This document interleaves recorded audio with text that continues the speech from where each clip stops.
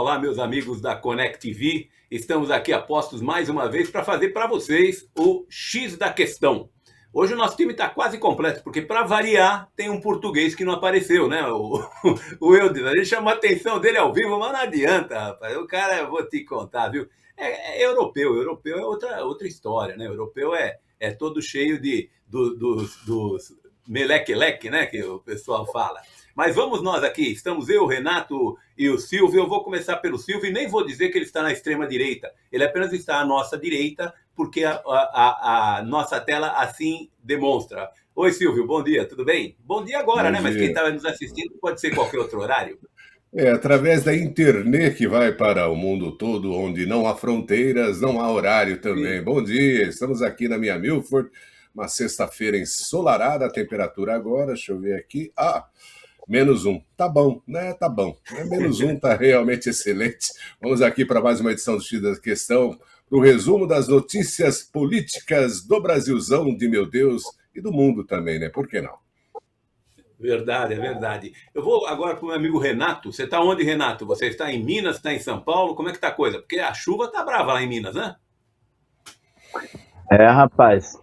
Olá, meu amigo Pilão, o PH, o Silvio lá dos Estados Unidos. Estamos aqui a postos, né, mais uma vez aqui para gravarmos o X da Questão. Eu estou em São Paulo, Pilão, aqui na Vila São Francisco, zona oeste de São Paulo. Por aqui agora 21 graus e o tempo nublado, entendeu? Mas realmente, o pensamento está lá em Minas, inclusive é a minha região, rapaz, onde eu vivia lá, nasci, vivi até os 15 anos, região ali de Ubá, um pouco para frente de Juiz de Fora, Cataguases, Muriaé, Leopoldina, tá tudo debaixo d'água, entendeu?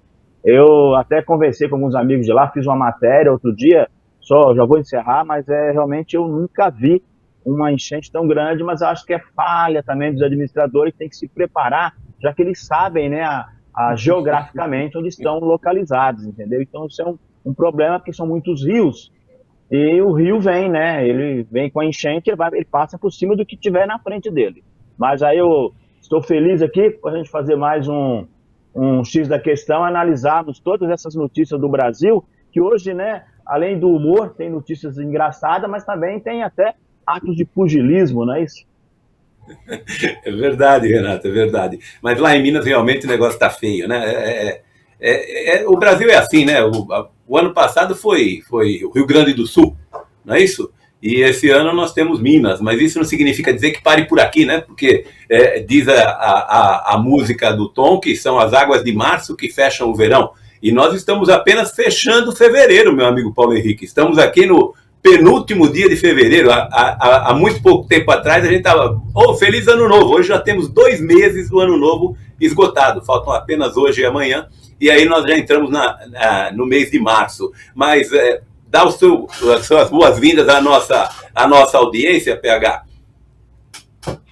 Bom dia, boa tarde, boa noite, né? Dependendo, ou boa madrugada, dependendo do horário que o pessoal está assistindo. Sempre um prazer estar aqui com os amigos. Falo diretamente de Washington, D.C. E olha, eu vou te dizer, meu amigo, 2026 já está precisando de uma retrospectiva, viu?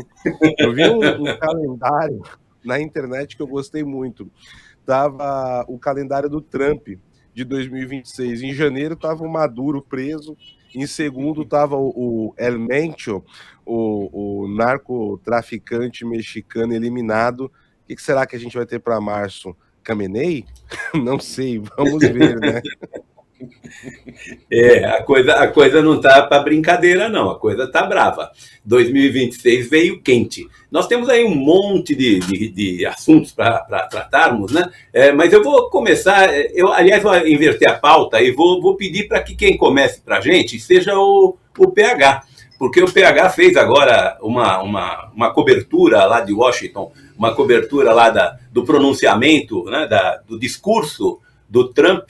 E ele estava com vontade de roubar ele estava com vontade de roubar o recorde dos Castros, né?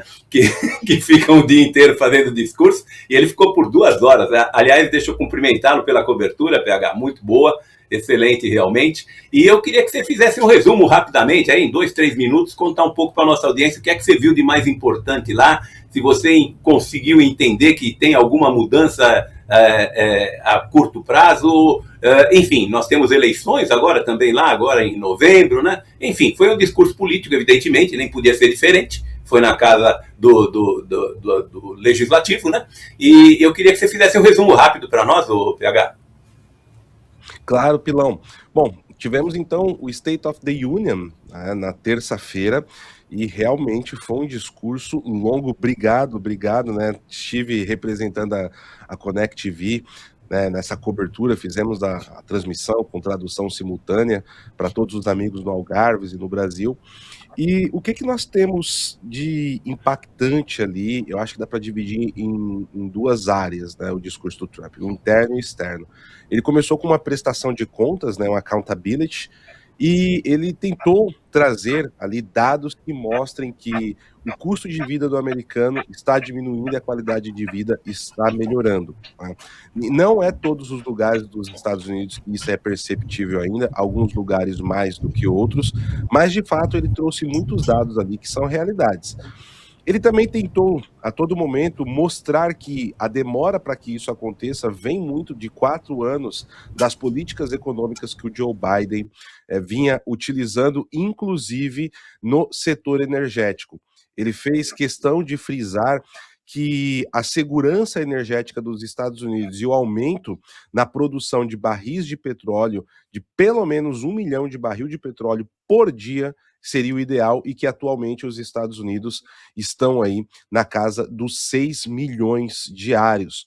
Falou nessa questão sobre a Venezuela, inclusive deu um dado de uma cidade no Iowa que ele passou recentemente e viu o preço do galão a 1,89 o galão de gasolina. A média que nós estamos encontrando nos Estados Unidos, pelo menos aqui em Washington DC, está variando de 2,89 a 3,10 centavos de dólar o galão.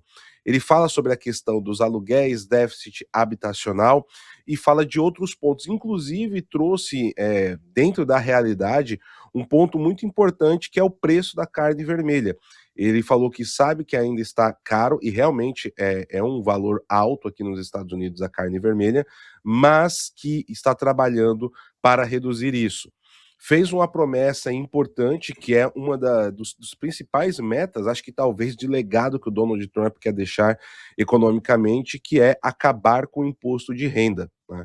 Ele falou, inclusive, isso depois de comentar sobre a questão da derrubada das tarifas que veio após a decisão da Suprema Corte. Ele já reverteu isso no mesmo dia, e ele falou que vai aumentar o imposto de importação, tá, para quem quiser vender para os Estados Unidos, para que assim ele consiga eliminar o imposto de renda. Nesse ponto, até alguns democratas se levantaram para aplaudir ele. Tratando sobre a Suprema Corte, algo que chamou a atenção foi que dos 9 justices, como são chamados aqui os ministros da Suprema Corte, somente 4 compareceram. O presidente da corte e outros 3 indicados por republicanos, tá? 2 pelo Trump e 1 por George Bush.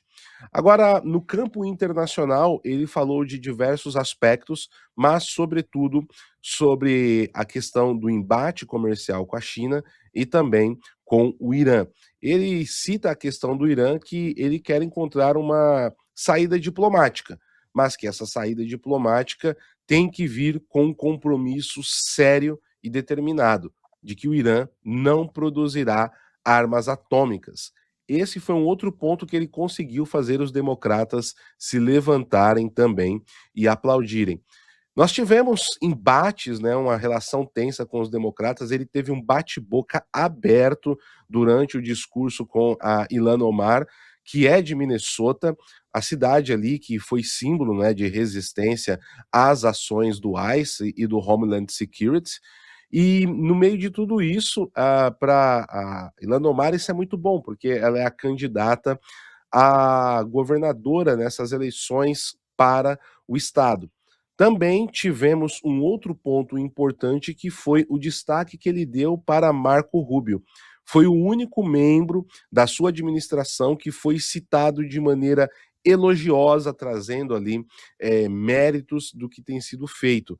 ele cita a Kristi Noem, só que muito mais numa questão de defesa pela questão lá de Minnesota. Esses foram alguns dos pontos, além, né, de ele tentar aí rivalizar com o Fidel Castro no tamanho do discurso, que já é o maior da história dos State of the Union. É verdade, é verdade. E não foi pequeno, não, ao contrário. Eu vou pedir para o Silvio, para que ele diga para a gente, ô Silvio, porque o discurso eu achei que foi muito bom e forte, um discurso forte, mostrando o que ele está fazendo e dizendo, é isso aí, eu vim para fazer isso e vou fazer. Pelo menos foi assim que eu entendi o recado dele, né? E eu vou pedir para o Silvio dizer para a gente o seguinte, Silvio, como é que a população está vendo isso? Porque os números mostram que tem queda de popularidade do Trump. Em contrapartida, diz que mais de 60% aprovam a extradição dos estrangeiros, né, que não estejam legais aí nos Estados Unidos, né? E outra coisa também aí da própria fala do PH, ele diz assim, está demorando um pouco porque o Biden estragou muito. Demorando um pouco, está fazendo um ano. Se isso é demorar, eu não sei mais do que é rápido, Silvio. Você conta pra gente aí como é que a população está vendo isso? É exatamente isso que o PH falou. Eu acredito que o grande ponto aí que foi desse State of the Union, né, que é uma prestação de contas, como mesmo o PH falou, ele teve uma mobilização de TV, todas as televisões. A principal transmissora, o PH ainda mencionou, a C-SPAN, né, que é uma Public Television, que é totalmente esquerdista, e a gente estava preocupado, como o PH estava mencionando na transmissão, sobre a abordagem. Mas eles foram bem honestos, né, PH? Eles foram bem honestos na transmissão, dando zoom em determinadas caras que a gente podia observar nessa transmissão. Muitas expressões, né? Muitas expressões. Muitas expressões. E a impressão objetiva geral da população, não estou falando da população imigrante, porque a população imigrante ela não assiste isso, né? Estou falando a que é mais nova, novata e tudo mais, eles não observam isso. Mesmo a nossa comunidade brasileira também não tem essa percepção. Mas, no geral, o povo americano ele tem realmente esse ponto que é o principal da campanha dele, que ele venceu justamente por causa disso, de colocar os Estados Unidos em primeiro lugar. E o outro ponto que o PH, inclusive, não mencionou nesse ponto aqui agora, mas foi da chamada que ele deu sobre qual era a prioridade número 1 de um governo, né, que era justamente a defesa dos americanos e não dos ilegais, e aonde os democratas, só uma democrata levantou. Na realidade, ela estava de vermelho e ela estava com a cor diferente, porque aqui democratas são azuis, né? E os republicanos... Estava querendo vir a bandeira. Ela estava de vermelho, você entendeu? Então, o que a gente tem nas observações aqui da população americana, e eu estou no estado que é totalmente blue, né, que é totalmente democrata, e tem um monte de gente que faz essa observação, mas os mais ponderados, os mais, como eu diria, mais conservadores, os mais de centro, né, esses aí tiveram uma percepção muito boa na maioria dos aspectos apontados pelo governo Trump. E, inclusive, esse ponto aí de que a necessidade... como é que eu poderia dizer, né? A urgência que a população tem, ela é totalmente deslocada da realidade, né? Da execução dessas promessas. Que, afinal de contas, a destruição dos Estados Unidos durante o governo Biden, ao qual ele mencionou várias vezes, foi muito grande, principalmente com a política das fronteiras abertas, onde a gente está tendo esses efeitos até o momento. Inclusive, ainda vamos ter esse efeito por um longo período. Então, a perspectiva geral e a percepção geral da população americana é que ele fez um bom discurso, ele tem cumprido a maioria dos pontos, dos tópicos em que ele prometeu de campanha, mas ainda precisa-se de mais tempo. E, inclusive, esse é o grande problema, né? A população, né, do dia a dia, né, das contas que tem que pagar e tudo mais, né, ela tem urgência, e é igual a urgência de criancinha. A gente não sabe se está chegando, lembra do filme? Está chegando. O Shrek lá, o burrinho falando, está chegando. Então, é essa urgência que a população tem. Ela não tem noção de que a coisa é muito complicada, é muito complexa para se resolver assim de um momento. E até o momento que a gente tem desse governo, esse primeiro ano, ele tem tido um avanço muito bem visto. O grande problema é que a população de centro, aquela que não tem a ver com partidos de direita ou de esquerda, ela está preocupada mais com o umbigo e o dia a dia da vida dela, essa aí ela tem mais urgência e ele, nesse caso, perdeu um grande número relativo, que era, afinal de contas, nas eleições, o pessoal mais independente, o pessoal mais que não tem uma relação política nem de direita nem de esquerda, ele perdeu aí uma questão, aí, eu acredito que de 20% a 30% desse legado que ele tinha conquistado na eleição de 2024, viu, o Pilão? É o que a gente recebe, né, o Renatão? Porque a gente não tem o sentimento que eles têm, porque eles estão lá, né? E ainda bem que você está aqui, porque assim a gente empata, porque eu sou perco aqui nesse programa, viu? Então você trata de vir toda semana aí, que você fica faltando e eu só perco. Só eu aqui no Brasil, o resto todo mundo fora do Brasil aí. Já vou mudar também, viu? Porque não está dando, não. Mas, Renatão, me fala uma coisa, só para a gente fechar esse assunto, rapidamente, uma outra questão, não do discurso do Trump, mas você acha realmente que aquele monte de porta-aviões, aquele monte de armamento lá em volta do Irã, isso vai dar em alguma coisa, meu amigo?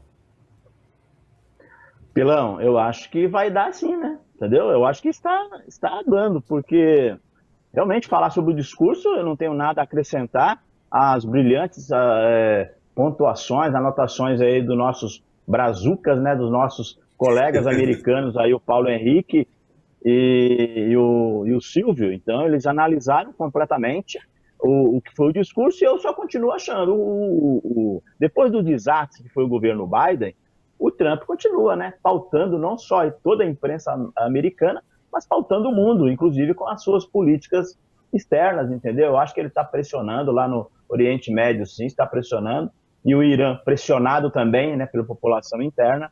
É o Trump que a gente conhece e realmente ele continua pautando o mundo, né, e não poderia ser, e não seria diferente.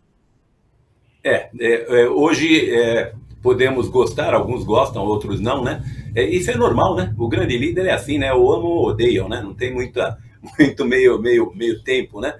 Tem duas coisas, Pilão.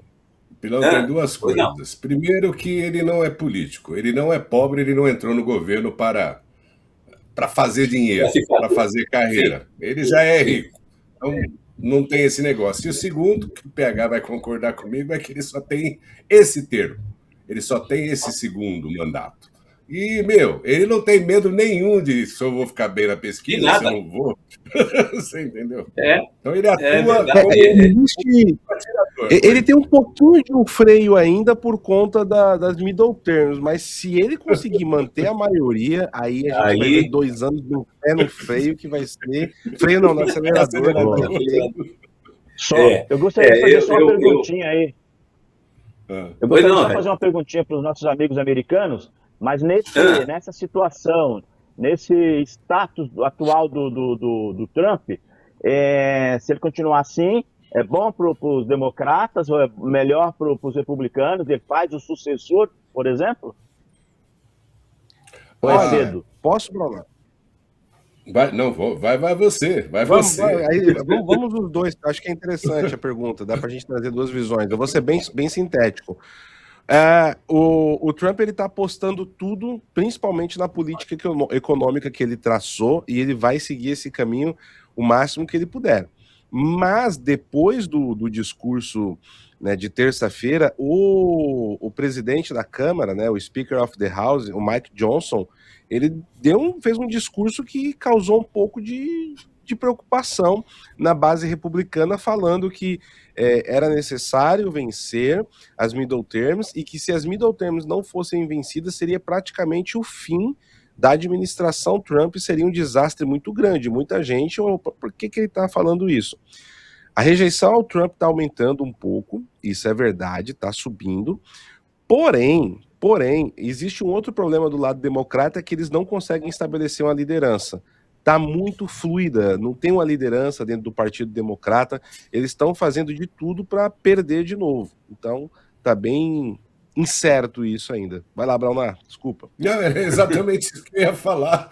Eu não ia falar do Michael Johnson, mas eu ia falar que é o seguinte: o apontamento é direcional a Rubio e o Vance, porque os É. democratas eles continuam que nem aquela barata tonta, você entendeu? Eles não têm ainda, eles não têm uma. A pauta que eles tinham, a principal de imigração e tudo mais, foi destruída por eles mesmos.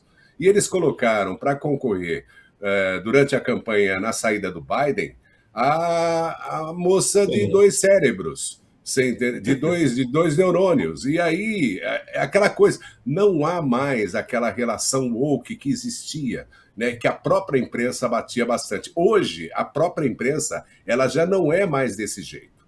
Ela, apesar dela ser totalmente enviesada, né, para o lado esquerdo, mas a radicalização democrata é tão grande que eles não conseguem apontar uma pessoa sensata. Não há um líder ou um candidato sensato para concorrer às próximas eleições.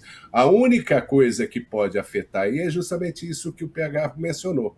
As eleições de midterms, né, que é onde ele tem ainda o Congresso na mão, né, a maioria do Congresso, então aí pode dar algum problema, mas mesmo assim, os democratas mesmo assim não vão conseguir ter uma liderança ou até o momento, né? E aí é o que pode complicar a administração dele até o final desse último termo dele. Que aí as pautas vai ser igual ao Brasil, PTzão bloqueando tudo, qualquer coisa, você entendeu, para que ele não avance com a sua agenda. E aí o desgaste seria muito grande. É verdade, é verdade. Ô Renatão, qualquer semelhança é mera coincidência ou a nossa direita também é fluida desse jeito e começa a jogar para todos os lados e corre um sério risco de vermos um quarto mandato lulista? Vamos mudar de assunto, vamos passar para a nossa praia. Saíram algumas pesquisas, né, nessa semana, aliás, duas delas. Uma delas da Paraná Pesquisa, que coloca o Bolsonaro, Flávio Bolsonaro, à frente do Lula. Deixa eu ver o número aqui que eu anotei, peraí.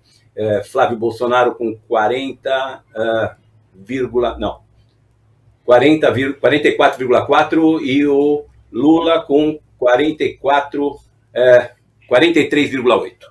43,8 a 44,8. Um ponto percentual, basicamente. Isso na Paraná Pesquisa. Saiu uma outra pesquisa também hoje, pela manhã, logo cedo, é da Paraná. E ontem saiu uma onde tinha 0,1 de diferença a favor do Flávio. Então as pesquisas começam a mostrar que as retas estão começando a se modificar, né? A gente tinha um ganho de 12, 13 pontos percentuais a favor do Lula em dezembro e hoje, 58 dias depois, nós temos uma inversão dessas curvas. Claro que são pesquisas e, como a gente diz todos os programas aqui, né, é a nuvem que está passando. A gente está olhando para essa nuvem que está passando agora. Mas o que você acha? Você acha que essa diluição que tem lá dos democratas nos Estados Unidos acontece a mesma coisa conosco aqui à direita, ô Renato?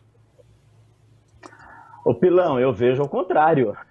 Eu acho que a direita no Brasil, que eu incluo aí Centrão, entendeu? Bolsonaristas, ela está unida. Ela está unida hoje em torno do Flávio Bolsonaro. Você mencionou aí essas últimas pesquisas que as linhas estão já cruzando, entendeu? Eu sempre digo, é a realidade da vida, onde você tem maior quantidade, você pode tirar os melhores. Eu acho que a esquerda é que não está conseguindo demonstrar o desespero. Ah, não, o Lula na frente, o Lula para cá, o Lula para lá. Gente, o Lula hoje está acuado. Nós vimos aí quebra de sigilo do Lulinha. O Lulinha é quem? É filho do Lula. E quebra de sigilo não foi lá, como eles estão só falando, que foi fraude na eleição de ontem, na votação de ontem da CPMI, do INSS. Não, o Mendonça, que agora um dos super-ministros, né, do STF, ele também autorizou a quebra de sigilo do Lulinha. E quebra de sigilo, eu acho que quem não teme não precisa nem evitar, né? Demonstra, publica o sigilo. Então, eu acho que a esquerda que só tem um candidato. Então, eles tentam mostrar para a imprensa, mas eu tenho uma outra visão. Eu não mordo essa isca que a direita pode fragilizar porque está desunida. Não. Nós tínhamos aí a própria Michelle Bolsonaro como candidata, o governador de São Paulo, muito bem avaliado aqui, que pode ganhar até no primeiro turno, entendeu? Inclusive agora parece que estão oficializando à esquerda o nome do Haddad para perder mais uma vez em São Paulo, tá entendendo? Então, tem nome. Onde você tem qualidade, é como numa escolinha de futebol. Uma escolinha que tem lá 2, 3, você vai ter que usar aquele só. Talvez. Agora, onde você tem 100, você pode tirar a qualidade da quantidade. Eu vejo assim a direita hoje, unida sim em torno do Flávio Bolsonaro. A CPMI está aí, pode ser prorrogada num ano eleitoral de grande desgaste para o candidato único da esquerda, que é o Lula. Se ele não tivesse todos esses problemas aí de escândalos financeiros, envolvendo aí o Banco Master, envolvendo executivo, o judiciário, principalmente, e o legislativo, o Lula poderia até dar algumas braçadas, mas o mar está revolto contra a esquerda. Ele tem que ser um bom nadador, nadar bem aí, para chegar com fôlego. Eu acho que a essa altura, quem pode nadar de braçada é o Flávio Bolsonaro. Então eu não vejo fragilidade e nem desunião total da direita, não, o meu amigo Pilão. Ótimo, Renatão. Nós vamos poder falar um pouquinho também da CPI, vamos falar um pouquinho também das eleições em São Paulo, né? Mas vamos só tentar mostrar um pouquinho o que a gente está enxergando das eleições aí presidenciais, agora do final do ano, e o grande quadro, a grande disputa, sem dúvida, é o Lula e o Flávio, né? E os números mostram, não só de uma pesquisa, mas de várias delas, os números mostram que a tendência é a reversão e ela já aconteceu, né?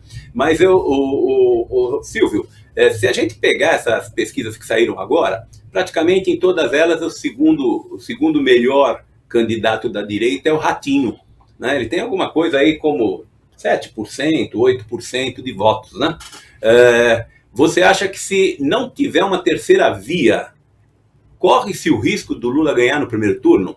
Porque no primeiro turno o Lula está com mais de 40% de votos, e votos fixos, né? Então, se nós não tivermos uma espécie de terceira via, que seria o Ratinho ou o Caiado, me parece que Eduardo Leite já está fora, ele não aparece nas pesquisas com grande competência. Mas se não tivermos pelo menos um dos dois, você acha que corre-se o risco de nem ter segundo turno, ô Silvio? Não. Em outras eleições, como a de 2022, eu estaria com você nessa questão, mas nessa de 2026 não estou não, porque agora nós temos aí vamos colocar assim, a supervisão externa, né? E eu estou falando da supervisão geral aqui dos Estados Unidos mesmo, aonde vai se ter uma observância muito telescópica ou papilóptica, sei lá como é que se fala, aquele aparelhozinho, né, que você enxerga de pertinho. Lupinha, exatamente. Mas tem a paloscopia, não é isso?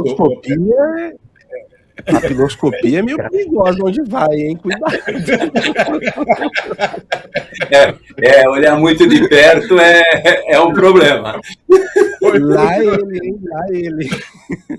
Não, mas é essa observância que a gente vai ter, porque nas outras eleições nós não tivemos, inclusive, nós tivemos as caixinhas mágicas que emperraram em determinado momento, né, com a supervisão do próprio governo americano, que na época era o governo Biden, né, que era totalmente de esquerda. Então, eu acho que nesse sentido não vai se ter essa mágica de novo, não, e a tendência é que o sistema, ele tentou aí, né, emplacar Ratinho, tentou emplacar aquele outro do Rio Grande do Sul, Leite, né, tentou também aí o Tarcisão da Massa, né, mas não teve como, porque a ordenança do conservadorismo está no nome da família Bolsonaro, né, já que o Eduardo não pôde e o pai também não pôde, porque eles o enjaularam e o sequestraram e está aí colocado dentro de um bunker, né, que é a Papudinha.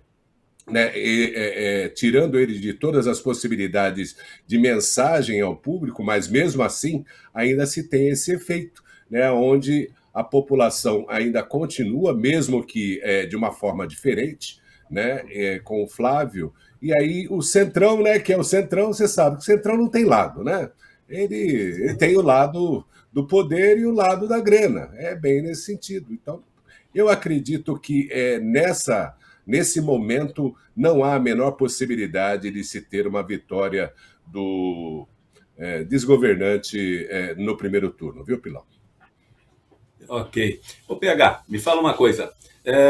Nós falamos aqui a questão, acho que de 2 semanas atrás, da presença do secretário de Estado de São Paulo, né? Como é o nome dele mesmo? O presidente do PSD? Me Kassab, fugiu. Gilberto Kassab, me fugiu, Kassab, exatamente. Nós falamos da presença do Kassab nas eleições, não sei o quê, e os candidatos que ele juntou no partido dele podem ser o fiel da balança. Você não enxerga desse jeito, não, PH? Olha, meu amigo, eu vou dizer, eu tô mais contigo do que com o Renato e com o nosso querido Braunar nessa, viu? Eu tô concordando. Vou equilibrar aqui a balança pro seu lado, Pilão. Olha, eu concordo com o Braunar que vai ser muito difícil não termos um segundo turno.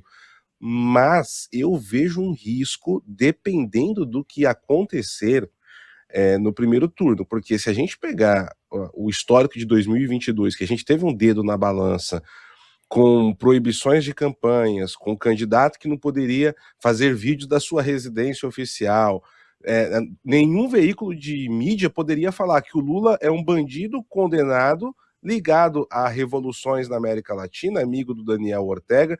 Se você falasse que o Lula é um bandido, o seu veículo saía do ar. A gente chegou nesse nível. Tivemos censura, tivemos, assim, abusos absurdos. E, olha, eu vejo da seguinte forma. Nós estamos na República de Itaiaiá, onde um servidor da Receita que faz o seu trabalho é preso, ganha tornozeleira e perde o seu passaporte. E o ministro que está envolvido em tudo isso, para proteger ali a índole da sua esposa, ou da empresa da sua esposa, melhor dizendo, que está com um contrato de 129 milhões do Epstein brasileiro, vale tudo. Então, assim, eu não consigo ter assim uma segurança do ponto de vista do que a gente vai ter nessas eleições. Se a gente vai ter esse dedo novamente, isso é uma coisa que me preocupa. E aí é justamente essa coisa frágil, né, que nós temos no Brasil, que boa parte da população, infelizmente ainda, não a totalidade, obviamente, não a maioria, mas algo ali perto de 50% da população, fecha os olhos para o que está acontecendo no Brasil.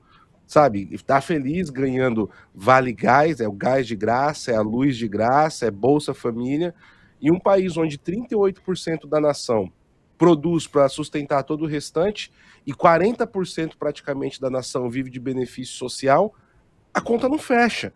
E o Lula tá comprando o voto com a máquina do Estado. Tirando da classe média, fazendo triplicar o valor da conta de luz, do gás, para comprar voto de muitos outros em várias regiões.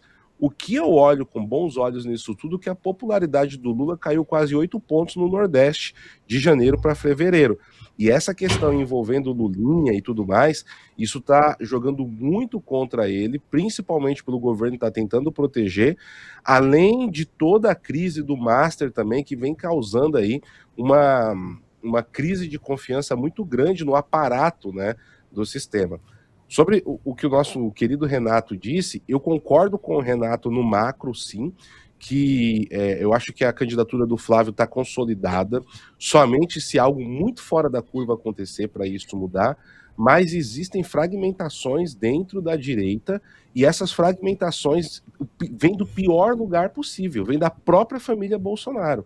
O Eduardo Bolsonaro é uma pessoa que vem trabalhando muito para bagunçar o coreto na direita. Talvez, não sei se porque ele queria um protagonismo maior do que ele acredita que deveria ter, se ele está se sentindo injustiçado. eu não estou aqui julgando o caráter do Eduardo Bolsonaro, mas as ações políticas dele têm sido péssimas. É tanto que o irmão dele está tentando fazer de tudo para que ele cale a boca e pare de atrapalhar, que é o Flávio Bolsonaro. É tanto que essa semana ele precisou se reunir com o Nicolas presencialmente, né, em Brasília. O Nicolas fez um discurso excelente e o Nicolas é o fiel da balança em um estado que é preponderante para se vencer as eleições, que é Minas Gerais, né? Minas Gerais é um estado que é essencial para isso. Então, o Eduardo Bolsonaro foi em rede nacional falar groselhas sobre o papel do Nicolas Ferreira, que ele não apoia o Flávio, sendo que tem várias declarações dele falando sobre o Flávio, falando sobre o pai, falando sobre a anistia. O moleque praticamente fechou o Congresso no meio do ano passado. Então, assim, parece que o Eduardo Bolsonaro ele tá no mundo da lua. Eu não sei onde que o Eduardo Bolsonaro está vivendo, né? Ele tem alguma questão, parece pessoal. Ele é seu vizinho. Pois é, ele tá no Texas, né? Mas assim, mas parece que tem uma questão pessoal com o Nicolas Ferreira e que o pai dele não tem. Por exemplo, ele fala aquilo na sexta, no final de semana o Nicolas vai fazer toda a articulação do Estado junto com o pai dele. Ele tá junto com o Flávio. É uma peça fundamental. Se você tem problema pessoal com quem quer que seja dentro da direita, quebra o pau depois da eleição. Guarda a sua treta para depois da eleição. O foco agora é tirar o chefe do Foro de São Paulo da presidência. E o Eduardo ele consegue mover uma massa na internet que é um pouco estranha. A forma que essa massa se move e que persegue outras pessoas. Só por eu estar falando isso daqui, vai surgir um monte de gente aí tacando pedra, fazendo achincalhamento, cancelamento, que é a estratégia que parece que ele aprende com o Steve Bannon nos Estados Unidos, eu não sei, né? Mas é algo que preocupa. Eu acho que o Eduardo Bolsonaro precisa parar de atrapalhar. E o próprio pai, essa semana, parece que deu um cala-boca para ele, né? Tipo, o Eduardo precisa ter um papel de destaque na campanha, vai ser uma espécie de, até ventilou-se de ser um presidente honorário do PL. O PH. E eu não sei o que está acontecendo. Pois não, eu acho que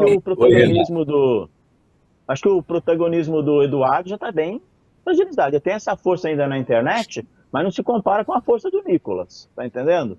Exato. E caçado, tendo o mandato cassado, perdeu agora até a função, o cargo na Polícia Federal, não pode pisar nos Estados Unidos, no Brasil. Até a esposa dele parece que se comunicou com alguém ou postou nas redes que ele não tá bem. Então a gente vê que ele tá meio fora do eixo aí da realidade aqui, tentando se segurar na internet, mas ele não tem essa força mais que ele tinha logo que ele foi obrigado a ir para os Estados Unidos. Eu aqui até reforço. Rapidinho, senhores. Eu reforço que eu olho com humanidade para todas as injustiças que o Eduardo está passando, o bom trabalho que ele fez na questão da Magnitsky, isso ninguém está jogando o Eduardo embaixo do ônibus, mas as atitudes que ele fez recentemente prejudica muito a campanha do próprio irmão dele, ele precisa enxergar isso. É verdade. O Renato tem razão também, a força dele não é tão grande quanto ele pensa que é, isso é uma realidade, mas ele tem uma fatia do eleitorado mais à direita que segue. E essa fatia não é tão pequena assim, não é desprezível. Então ele realmente precisaria de se enquadrar se a direita quiser ter sucesso aí nessa empreitada. Mas vamos continuar aqui com a questão das eleições, mas vamos mudar de lugar. Ao invés de a gente falar do Brasil, vamos falar de São Paulo, né? Porque em São Paulo, meu amigo Renatão, eu queria que você começasse. Em São Paulo nós temos um novo candidato. É o candidato do Lula. Agora nós temos o Haddad como candidato do PT. Ainda não foi oficializado, e nem pode, ainda não é época, né? E nem mesmo como pré-candidato. Apenas uma reunião onde o Lula disse que sim, o Haddad conversou com ele nessas viagens que fizeram e que está estabelecido que ele será candidato a governo do Estado agora em 2026. Professor, oi. Só interromper. Oi. Bom dia, boa tarde, boa noite aos amigos. O PH. O Jefferson é a nossa voz da consciência, é o nosso diretor, por isso que ele está entrando aqui. Ele pode, ele que manda, né? O PH tem que sair agora. Ele tem outro Sim, compromisso. sim. Só puder Sim, com despedir. certeza. PH, você quer ficar para comentar rapidamente e se despedir já e depois volta o Renato ou você precisa sair direto? Não, falei bastante já aqui, meus caros. Eu vou me despedir dos amigos. E olha só, para falar de São Paulo, quem melhor do que o nosso Renatão que está aqui conosco para tratar sobre Não isso, tem, né? não tem. Eu quero me despedir, então, deixar um abraço para toda a audiência, pedir desculpas, mas estou indo para um outro compromisso de gravação aqui já logo em seguida. Desejar um excelente final de semana a toda a audiência, aos queridos amigos, esse programa que para mim tem sido cada vez mais uma alegria maior de estar aqui com os amigos. Então, um abraço, Braunal, um abraço, Renatão, abraço, Pilão, abraço a toda a equipe da produção também. Até mais, pessoal. Valeu, PH. Obrigado nós aí por ter ficado conosco até agora, que era o horário que ele tinha combinado, realmente, que precisaria de sair. Mas vamos voltar para você, Renatão. Você comenta agora, então, a chegada do amigo do Lully na corrida. Haddad, mais uma vez. Haddad está em todos os anos, desde quando eu era criancinha. Ei, Haddad. Vai, Renatão. Pilão, agradeço aí ao PH, né, para falar para falar de São Paulo, talvez melhor o Renato. Realmente eu já moro aqui há mais de 50 anos, em São Paulo, né, no estado, e já votei aí tantas vezes pelo nosso Alckmin, né, que voltou à cena do crime com o Lula, mas eu quero ouvir também bastante o nosso amigo Silvio a respeito das eleições em São Paulo, que o Silvio é daqui, nasceu aqui, né, e viveu há tantos anos na querida cidade de Osasco, né, a nossa vizinha aqui, da Vila São Francisco. Eu só quero convencer, ainda vou convencer até as eleições, o Silvio, de parar de falar mal do Tarcísio, entendeu? Porque eu acho que se ele votasse para governador, ele talvez votaria no Haddad. Gente, mas brincadeira à parte, o Haddad é um poste, né? Depois do Lula tentar aí, até a Simone Tebet, porque 100 candidatos em São Paulo, tentar aí com o Alckmin, porque o Alckmin não ganha nem mais para síndico aqui em São Paulo, porque ele foi realmente do céu ao inferno nessa escolha pelo petismo, tá entendendo? E agora aí vão oficializar o Haddad, só para ter um palanquezinho aqui, entendeu? No ponto de vista da esquerda, seria melhor se eles viessem de novo com o próprio Guilherme Boulos, tá entendendo? Porque o PT não ganha mais aqui, entendeu? Tentaram mais uma vez, eu repito, com a Tebet, olha só, mas acho que alguém com um pouquinho mais de juízo lá falou, não, gente, vamos trazer aí uma pessoa de fora que não ganha nem em Campo Grande mais, e aí vamos oficializar o Haddad para perder. Talvez perder aí com o palanque do Lula, que olha só o Lula, ele não vai ter um palanque forte aqui, apesar de ser o Haddad, tá entendendo? Porque o Tarcísio é muito forte aqui em São Paulo, tá muito forte. As pessoas não acreditavam nesse carioca. Eu conversei com ele uma semana antes das eleições, aqui em Osasco. Tem até uma foto com o Tarcísio. Ele é um cara simpático para falar com a imprensa, com os amigos. Ele é fiel, muito fiel ao Bolsonaro. Tanto é que eu acho que ele politicamente, depois que ele foi mordido aí pela mosquinha da política, né, ele poderia ter até se afastado mais, tentado aí uma carreira mais solo, mas ele viu que se ele tentasse uma carreira solo aí contra a família Bolsonaro, ele não teria sucesso. Então ele recuou e partiu realmente para pregar a fidelidade dele ao Bolsonaro, e isso aí enfraqueceu o Centrão, que agora abraçou praticamente a candidatura do Flávio Bolsonaro. Então, em São Paulo, aqui sim, o Pilão e Silvio, eu acho que pode dar até no primeiro turno, tá entendendo? Mas eu vou convencer aí ao Silvio, eu espero que ele venha no Brasil antes das eleições, tomar um café, e vou falar mais do Tarcísio para o nosso amigo Silvio, que eu acho sim, esse pode ganhar no primeiro turno, e aí será muito importante ele ganhar no primeiro turno, para trabalhar todo o segundo turno livre, e em Minas vai depender também aí do vice escolhido, que pode ser o Zema, e aí vai fortalecer os dois maiores distritos eleitorais do Brasil. Em São Paulo, para mim, vai dar Tarcísio, principalmente agora com a candidatura praticamente oficializada, a pré-candidatura do Haddad, entendeu? Essa é a minha opinião, em princípio, mas é como você falou, é o momento, tá entendendo? Eu acho que aqui só tende essa nuvem melhorar e tornar um céu até de brigadeiro para o Tarcísio de Freitas. Pois é de se esperar. Vamos ver o que acontece, viu, Renatão? Eu não tenho tanta esperança quanto você de primeiro turno, não. Não vejo com bons olhos, e eu acho que a chegada do Haddad é uma sacada muito boa. Você não se esqueça que o Haddad tem estado, para o bem ou para o mal, nos últimos 4 anos, ele tem estado na mídia todos os dias. Não está colocando um Zé Mané, não. Está colocando um sujeito que é conhecido, que tem poder, que tem capacidade de discurso. Ele pode não ser bom, e não é, né? Será um poste, novamente, a gente sabe disso, mas de qualquer forma ele pode embaralhar, sim, essa brincadeira. Mas, ô Silvio, deixa eu te perguntar uma coisa aí. A gente falou do Kassab agora há pouco, eu vou voltar a falar do Kassab, porque nós falamos que ele era eu não lembro qual foi o termo que nós usamos, se ele era o rei da política, se ele era o príncipe da política, eu não lembro qual era o termo que foi utilizado aqui no programa para descrever o Kassab, né? Que ele tinha as maiores sacadas e mandava em tudo, ele tinha trazido aí o Zema, o Caiado e mais o Leite, enfim. E aí ele está querendo, porque está querendo ser vice do Tarcísio.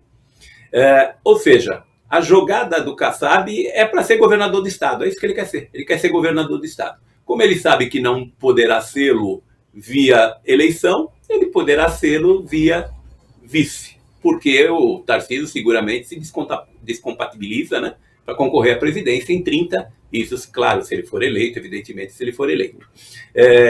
Mas essa jogada não é uma jogada que tem que ser abraçada pela direita? Por que isso? Porque se você coloca o Kassab de vice, ele apoia a direita na presidência. E ele coloca o mais forte possível lá no primeiro turno para roubar votos do pessoal indeciso. O que você acha dessa estratégia? Será que é essa que ele está usando, Silvio? O termo que a gente usou para se referir a ele, eu não lembro não, mas ele é igual um Don Corleone, ele é o dono da P toda, você entendeu? Ele é que manda, ele que põe, ele que tira, e o que ele está fazendo é justamente isso, né? Ele é o dono da elite política brasileira. Não tem Valdemar, não tem aquele outro lá de Santos, é esse o cara, tá? E diferentemente do que o Renatão falou, né? Eu não é que eu não me compatibilizo com o Tarcísio. Eu não gostava da versão que ele estava apresentando para concorrer à presidência do Brasil. Aí sim ele estava sendo um grande traidor, mas justamente por influência desse que a gente está comentando agora, viu, professor? Que é o próprio Kassab.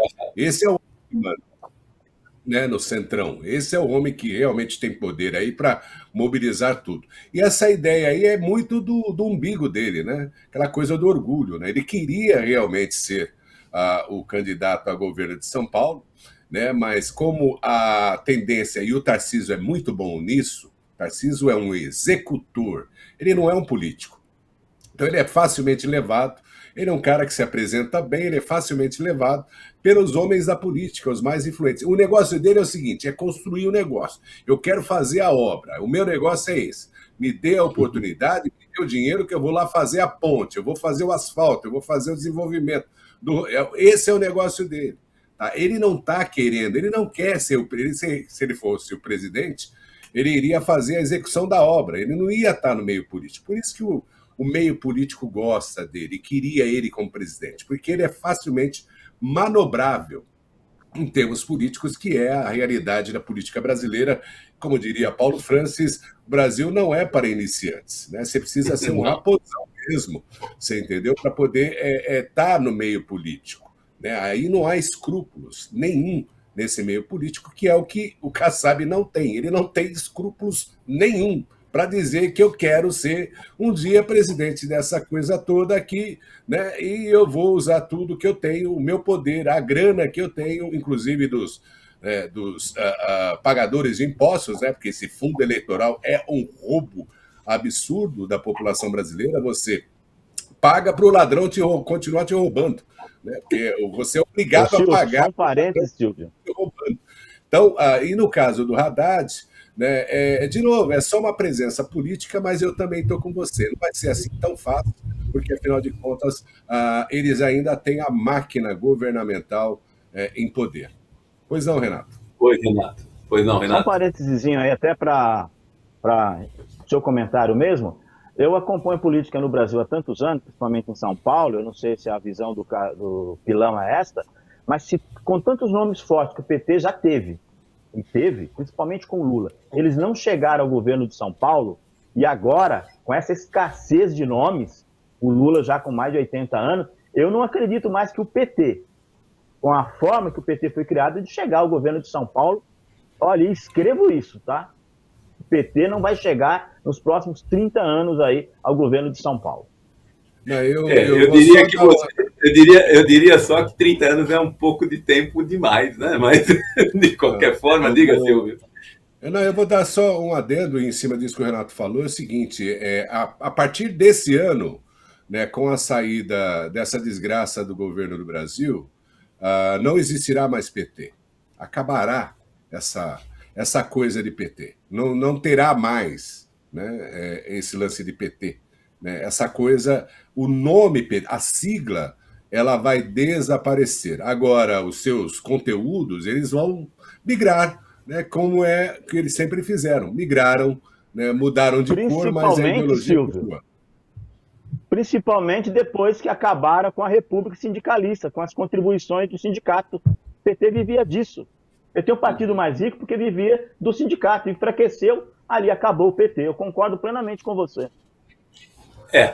Mas vamos ao nosso último tema, que nós estamos aqui há pouquíssimos minutos do final, então vamos tentar falar rapidamente disso, só para não passar batido, que eu acho que é um tema muito importante. Mas fechando o que vocês falaram, a contribuição sindical voltou, e eu ainda entendo que o PT tem 30% de eleitorado, e 30% de eleitorado é muita coisa, não é pouca coisa não, para se acabar. Mesmo porque a gente pensou que terminaria em 2022, né? Em 2018. Acabou o PT, e não acabou, ele está no poder central. Mas vamos falar do nosso último tema, que é exatamente a questão de que o nosso amigo André Mendonça, o terrivelmente evangélico, já tinha autorizado a quebra de sigilo do Lulinha, mesmo antes da briga de ontem aí na CPMI dos aposentados, né? Já estava autorizada a quebra de sigilo bancário telemático, que eles chamam, né? Que é a internet, e telefônico do Lulinha, desde janeiro, pelo André Mendonça, né? E aí ontem nós tivemos uma cena grotesca. Pequena celeuma, Silvio. Eu acho que teria tido muito mais visibilidade aí nos Estados Unidos, porque vocês gostam muito de telequete aí, né? O pessoal gosta muito do telequete. Então, se fosse aí, eu acho que teria tido mais audiência. Mas aqui também não foi pouca, não, né? O deputado Rogério, não sei das quantas aí, esqueci o nome, eu anotei em algum lugar, que é da tua terra lá, o Renato, do PT Rogério Correia. Rogério Correia, isso, lá do PT de Minas Gerais, desceu o braço lá no presidente da comissão, virou um auê, né? Isso porque eles perderam. Os votos foram contados, 7-7 deu no final, porque a oposição tinha 7 votos e a situação, ou seja, o PT e companhia tinham 7 votos, e aí o voto de Minerva é do presidente. E o presidente falou, então, ok, passou. E votaram 80 petições ali para a CPMI, dentre elas a quebra de sigilo do Lulinha. Vamos com você, Silvio? Quer comentar a respeito disso? Por favor, rapidamente, que nós temos 5 minutinhos. Não, você falou do telequete, eu lembrei dos Reis do Ringue da Band, entendeu? Tinha o Fantomas, tinha aquela galera toda lá e eu assisti. O Ted Boy Marino. Ted Boy Marino, exato. Foi mais ou menos isso. E esse Rogério Correia, é isso, Renato? Rogério Correia, né? Ele agrediu fisicamente, e isso aí pode realmente dar aquele negócio de perder o mandato. Né? Isso é uma coisa séria, né? Porque é uma agressão física, né, num homem que está se convalescendo de um câncer, né, que é o presidente da CPI. Me parece que ele está num tratamento de câncer de próstata, se não me engano. Né? Então, tem 2 agravantes aí. Mas essa é a realidade dessa turma da esquerda, né? Dessa turma que não tem a menor intenção de fazer um trabalho ou ter uma proposta de nação para o país. Para defender o painho, né, para defender o filho do painho, né, vale-se qualquer coisa. Né? E, nesse sentido, eles realmente perderam a mão. É o que eles não têm escrúpulos, que é o que eu já venho dizendo há algum tempo. E no caso do terrivelmente cristão, aí, o André Mendonça, né, ele, inclusive, já tinha pedido, né, isso aí foi, eu acho que no dia 14, né, de janeiro, né, que ele já tinha pedido a quebra do sigilo do Lulinha. Pedido já, ele vai pedir, e não tem como fugir, é o passaporte, né, e o pessoal agora está dizendo que o filho do rapaz, né, que é assim que ele está mencionado, né, na CPMI, né, o filho do rapaz, lá do Careca, ele pode ter que usar uma tornozeleira eletrônica também. O que eu fico muito feliz, que afinal de contas, antigamente a gente tinha uma frase de pau que dá em Chico tem que dar em Francisco, mas só estava dando no Chico, o Francisco estava tranquilinho. Você entendeu? Agora tem que começar a dar em Francisco também, viu, meu amigo Pilão? Pois não, Renato, ô, Silvio. Renato, você acha que o pau vai bater também no Chico, também, além do Francisco, ou vai continuar como está? Só queria fazer uma observação, tem que ser meio rápido, de qualquer forma, dá para você falar um pouco, sim, Renatão? Que o próprio André Mendonça, né, o terrivelmente evangélico, ele autorizou a não ida dos Toffoli na CPI, né? Ele não precisa ir ao Congresso lá para responder. Ele já liberou, falou que não tem necessidade, se não quiser ir, não vai. Você acha que pode dar em alguma coisa? E outra coisa, tentaram abrir as suas contas, ô Renato? Você não deixou ou você ficou com medo também? Não, as minhas contas estão abertas porque deve ser uma conta só, entendeu? E não tenho nada. O meu sigilo está aberto aí, como um livro aberto de qualquer homem público, tá entendendo? Mas olha, voltando aí ao pugilismo de ontem, esse Rogério Correia, aquele candidato petista ridículo de Belo Horizonte, que há poucos dias aí passou vergonha na internet, teve que se retratar, porque eles sempre criticaram fake news da direita, e ele publicou uma fake news grosseira aí, envolvendo a família Bolsonaro, com o escândalo do Banco Master, e teve que se retratar, entendeu? Mas e aí foi tentar, ele tentou agredir o presidente da CPMI, Silvio, mas ele acabou agredindo, isso aí tem vídeo e foto, ele acabou agredindo o ex-atleta aí, o Luiz Lima, deputado do Rio de Janeiro, pediu 1000 desculpas ali, porque falou como um homem de 68 anos eu fui agredir, e ele admite, ele agrediu o Luiz Lima e depois teve que correr, levou pancada. Então o PT ontem perdeu no voto, levou um olé da oposição, perdeu no voto e perdeu também na pancadaria. Só para encerrar agora sobre o STF, graças a Deus que nós temos lá um terrivelmente cristão evangélico, porque ele agora assumiu todo o trabalho que estava sendo feito, trabalho sujo, do terrivelmente corrupto Dias Toffoli, entendeu? Então, graças a Deus aí pelas medidas do André Mendonça, porque eles não vão conseguir reverter aí a quebra de sigilo do Lulinha, porque não foi quebrado só na CPMI, ali, que é político, muito político, foi quebrado também pelo STF, pelo Mendonça, terrivelmente evangélico, e não é por isso, porque lá deve ter terrivelmente macumbeiro, terrivelmente não sei o que mais lá, e cada um tem a sua fé. Só que realmente tentaram pregar nele isso aí, que o Bolsonaro realmente, como não tem papo na língua, falou, eu vou indicar um terrivelmente evangélico. Mas acho que isso aí não pesa nada contra o André Mendonça, que está tomando medidas bem inteligentes, como até essa mesmo, de não deixar, ou melhor, de não obrigar os irmãos Toffoli irem na CPMI, porque se eles estão investigados, eles não precisam produzir prova contra si mesmos. Então o André Mendonça é o ministro que tem tomado as medidas mais inteligentes e mais constitucionais. Graças a Deus que saiu terrivelmente corrupto, por exemplo, dessa relatoria do Banco Master, entrou terrivelmente cristão. Um abraço a todos aí. Já é o meu comentário praticamente final, que eu vou finalizando aqui. Uma boa tarde a todos. Estou feliz aí por ter participado de mais um X da Questão, meu amigo Pilão, meu amigo Silvio e meu amigo Jefferson. Muito obrigado, Renatão. Nós é que ficamos felizes aqui em tê-lo. Só uma observação, né? Ele ser terrivelmente evangélico não tem nada nem a favor e nem contra ele, né? Isso não significa absolutamente nada. E tem gente que não gosta quando ele nega, por exemplo, a ida dos Toffoli a CPMI, mas a grande realidade é que ninguém é obrigado. Então, o que ele está fazendo é cumprindo a lei. Se ele continuar cumprindo a lei, está ótimo, não é mais do que isso que a gente deseja. É o mínimo, é o mínimo, né? É isso, o que a gente quer é exatamente isso. Cumpra a lei, não precisa ir não, então não vai. Precisa ir, então vai. E pronto, e vamos seguir adiante. Meu amigo Silvio Bonão, até logo aí para nossa audiência, que sexta-feira que vem estamos de volta, né? Estaremos de volta com toda certeza. Só lembrando que eu sou lá de Marília, né? Na realidade, eu sou de Veracruz, que é 14 quilômetros lá de Marília, né? E os marilhenses colocaram cartaz lá na rodovia, né? Pedindo desculpas, né?